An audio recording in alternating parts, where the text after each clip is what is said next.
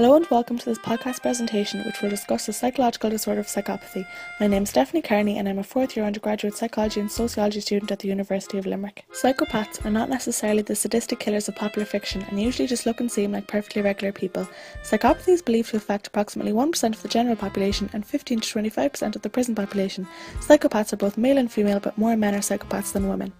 Psychopathy is an empathy disorder characterised by mentalising problems, poor coherence, emotional disturbances, social brain dysfunction and poor character maturation.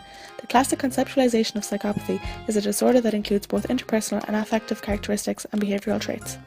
Psychopaths form part of a wider group diagnosed as suffering from antisocial personality disorder, or APD.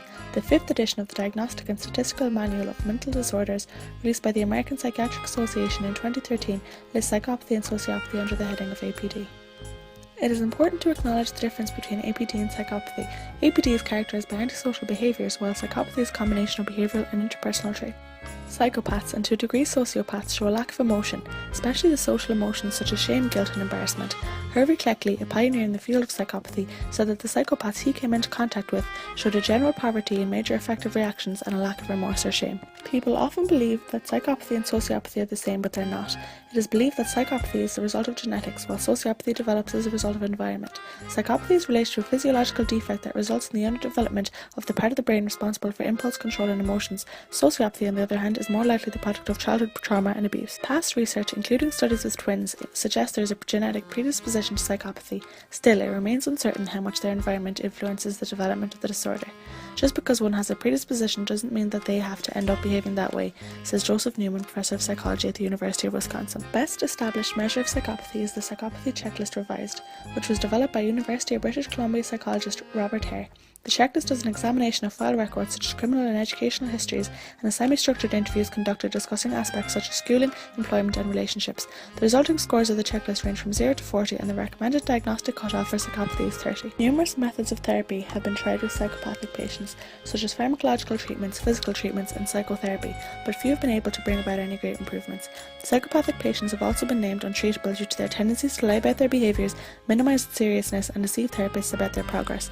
However, this area of research requires much more investigation before the disorder can be deemed so. Relatively little is understood about the relevant brain disturbances in psychopathy.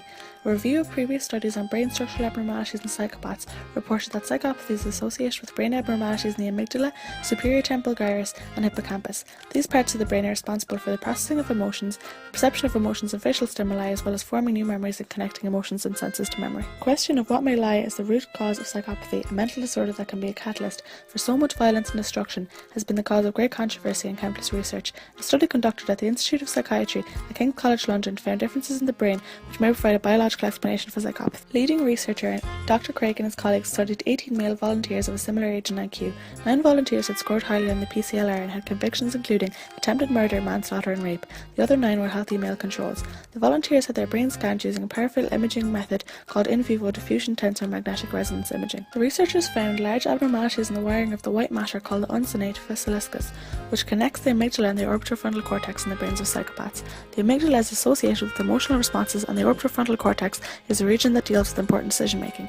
It is essential that there is a proper working connection between these two areas of the brain, as we can see the problems that arise when there are abnormalities. Many previous studies in psychopathy stressed experiences during the formative years, genetics and social reasons to explain antisocial behaviours. Nobody had previously investigated the connections between specific brain regions associated with psychopathy, such as the unsonate facialiscus. The results of the study suggest psychopaths have biological differences in the brain, which may help to explain their offending behaviours and provide a more comprehensive understanding of criminal psychopathy. Professor Declan Murphy, a co-researcher in the study, said the findings offered the most compelling evidence yet that altered brain anatomy might be involved in psychopathy.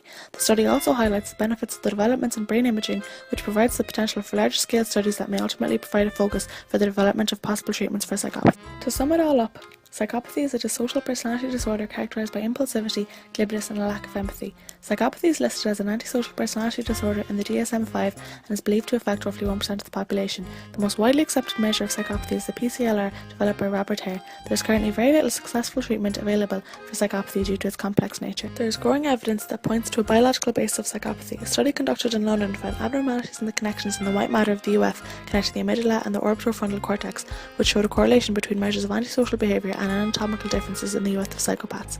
The study offers great insight into the biological underpinnings of the disorder and an area of exploration for the possible development of treatment for psychopathy.